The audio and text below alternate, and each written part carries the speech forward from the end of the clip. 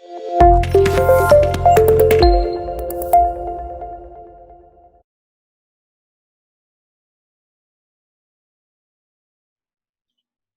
ही interesting assignment है जो आपको मैंने शेयर्स की दे रखी है। उसमें बहुत ही इंपॉर्टेंट क्वेश्चन है, क्वेश्चन नंबर 15। क्या सीखेंगे इसमें हम? If the shares are issued for consideration other than cash, तो उसको बैलेंस शीट में कैसे दिखाते हैं।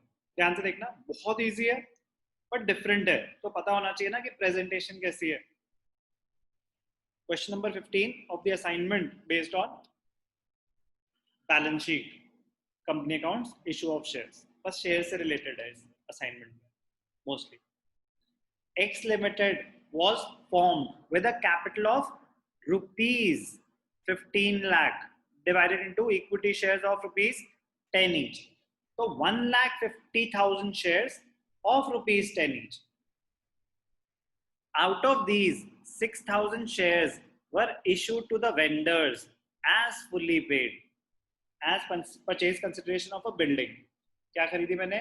बिल्डिंग खरीदी और 6,000 शेयर्स दे दिए, फुल्ली पेड अप। ठीक है, तो 6,000 शेयर्स हमने इशू करे वेंडर्स को, and 3,000 shares were issue to the signatories to the memorandum of association, promoters को। 3,000 किसको दिए हमने? प्रमोटर्स को। तो जर्नल एंट्री तो हमने कर रखी है, issue of shares for consideration of cash. Building खरीदी तो building to vendor, vendor to share capital. Promoters को दिए incorporation cost, formation expenses to promoters, promoters to share capital. Journal entry तो हमने कर रखी है, बैलेंस शीट में कैसे दिखाएंगे? शेयर्स तो इशू हुए हैं, share capital liability towards the share holder तो टू दैट एक्सटेंट बढ़ी। प्रमोटर को थे वो भी फुल्ली पेड अप थे, और जो वेंडर्स को थे वो भी फुल्ली पेड अप थे। Other than that, directors offered 19,500 shares to the public and called up rupees 6 per share and received the entire called up amount on the shares allotted. कोई arrears नहीं है। अगर होते तो वो तो वही कहानी होती ना जो हम अभी तक कर रहे हैं, उसमें तो हम पीएचडी कर चुके हैं कि एरियर्स भी है, फोरफीचर भी है, री इशू भी है, वो सब तो हम डिटेल में कर चुके हैं। हम नया क्या सीखना चाहते थे कि अगर issue of shares for consideration other cash है तो उसमें क्या कुछ अलग होगा। 1,50,000 शेयर्स तो आपकी ऑथराइज्ड कैपिटल है। अब ध्यान से देखना, मांग क्या रहे हैं? Prepare a balance sheet showing share capital as per schedule 3 part 1 of companies act. Format जो प्रिस्क्राइब्ड है कहां पे है? कंपनीज एक्ट 2013 के शेड्यूल 3 पार्ट 1 में एक्स लिमिटेड की बुक्स है। चलो बैलेंस शीट का फॉर्मेट बनाते हैं। ध्यान से देख, जो नॉर्मल क्वेश्चन है उससे ज्यादा आसान है ये, बस डिफरेंट है इसलिए करा रहा हूं। ध्यान से देख, तो बैलेंस शीट का एक फॉर्मेट बना लेते हैं जल्दी से। क्वेश्चन नंबर 15, ठीक है, फॉर्मेट आपके सामने है। Question 15 of the assignment on balance sheet shares, basically company accounts. ठीक है, क्वेश्चन 15 असाइन। कंपनी का नाम क्या था? X limited.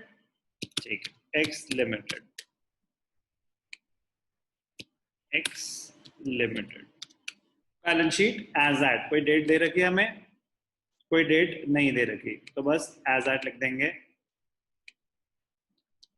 ज्यादा हीरो बनना हो तो इसके नीचे क्या लिखना चाहिए? As per schedule 3 part 1 of companies act 2013। मतलब इससे इंप्रेशन ही अलग, मजेदार, क्योंकि जो फॉर्मेट है बैलेंस शीट का वो कहाँ है? Schedule 3 part 1 of companies act 2013। Okay, equity and liabilities, सबसे पहले ये लिखना चाहिए, इक्विटी एंड लायबिलिटीज। उसमें शेयर होल्डर्स फंड्स, उसमें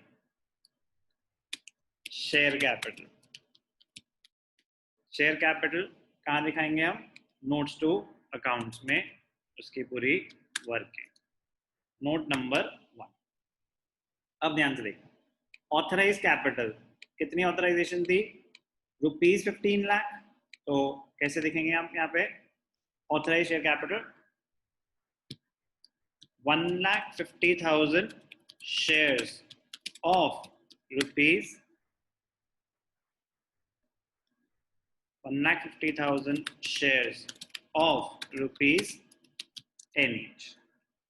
तो 15 लाख तो इनकी ऑथराइज कैपिटल हो गई। लाइन एक साथ, चलो साथ साथ ही करते हैं इसको। यहाँ पे डबल लाइन का मतलब होता है प्रेजेंटेशन से एक दिखा रहे हैं, this will not be taken into consideration. ठीक है, दिखा दिया 15 लाख। अब इशूड कैपिटल ध्यान से देखना, इंटरेस्टिंग पॉइंट है। Issued capital 6,000 shares issued to the vendor, 3,000 shares issued to the promoters, and 19,000 shares, 19,500 shares issued to the public। ये है बस सारा खेल। 19,500 shares issued to the public। तो issued capital कितनी हो जाएगी? ध्यान से देखना, 6,000 shares मतलब 60,000 rupees, promoters 30,000 और 1,95,000 पब्लिक। तो टोटल इशूड कैपिटल हो गई 2,85,000 शेयर्स, रुपीज 2,85,000। अब ध्यान से देखना, सब्सक्राइब्ड कैपिटल में कैसे आएगा? जो हमने वेंडर को दिए वो तो फुली पेड अप है, तो 6,000 शेयर्स इशूड टू वेंडर्स, यहाँ पे फिर से फुली पेड अप की कैटेगरी में 3,000 शेयर्स इशूड टू प्रमोटर्स। अब जो बाकी शेयर्स हैं वो आपने मांगे ही 6 रुपए हैं। ध्यान से देखना, क्वेश्चन रीड करते हैं। तो जो 6,000 shares issue to vendor fully paid up, 3,000 issue to the signatories of memorandum of association promoters, वो भी फुल्ली पेड। 19,500 पे 6 रुपीज मांगे हैं, वो मिले पूरे, but subscribe but not fully paid up में कौन से आते हैं? या तो आपने पूरे पैसे मांगे नहीं या पूरे पैसे मिले नहीं। तो ये कौन सी कैटेगरी हो गई? पूरे पैसे मांगे नहीं, तो subscribe and fully paid up में ही, subscribe but not fully paid up में ही आएंगे। तो subscribe and fully paid up में आ जाएंगे वेंडर और प्रमोटर्स वाले, वो दोनों तो आ गए यहाँ पे। ठीक है, एक सेकंड, ठीक है। तो subscribe and fully paid up 6,000 इसके तो मतलब 60,000 रुपीज, 3,000 इसके तो 30,000 रुपीज। तो ये 90,000 तो subscribe and fully paid up हो गए। Okay, subscribe but not fully paid up 19,500 shares issued to the public, ₹6 called up, मांगे ही 6 रुपए हैं, तो 19,500 into 6, 1,17,000, 19,500 into 6, ठीक है। एक बार फिर से मैं वेरीफाई करना चाहूंगा, 19,500 into 6, 1,17,000, ठीक है। एरियर्स हैं? नहीं है।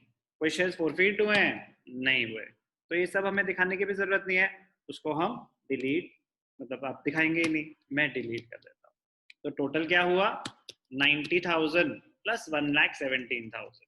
ध्यान क्या देना था, इशूड कैपिटल में भी अलग से दिखाएंगे और सब्सक्राइब में भी अलग से दिखाएंगे। इशूड में क्योंकि पूरे 10 रुपए के हिसाब से, सब्सक्राइब कैपिटल में आता है कितने रुपए एक्चुअली, जो subscribe and fully paid up कितना है, subscribe but not fully paid up कितना है। ये क्वेश्चन बड़े सिंपल होते हैं बट क्या होता है कि डिफरेंट होते हैं, तो कर रखा हो तो ही वहां पे अलॉटेड टाइम में कर पाओगे। क्वेश्चन तो 3 मार्क्स, कभी कभी 4 मार्क्स, सेम क्वेश्चन ही। छोटे क्वेश्चन होते हैं, स्पीड में हो जाते हैं उनसे जिनको आते हैं, जिनको आते नहीं है वो ये क्वेश्चंस कर ही नहीं सकते, इम्पॉसिबल है। ये कोई जनरल नॉलेज नहीं है, कंपनी की बैलेंस शीट है, इसका फॉर्मेट बड़ा स्पेसिफिक होता है, प्रेजेंटेशन होती है, हेड्स होते हैं, सब हेड्स होते हैं, कैटेगराइजेशन होती है बहुत इजी बट समथिंग न्यू।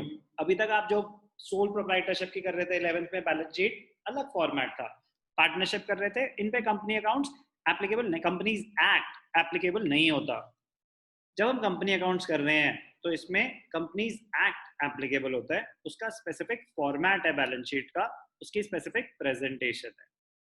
तो इंटरेस्टिंग क्वेश्चंस है, आगे जाके जिंदगी में कुछ बड़ा करेंगे तो हम अगर कंपनीज में ही डील कर रहे होंगे तो कंपनीज की बैलेंस शीट अंडरस्टैंड करनी हमें आनी चाहिए।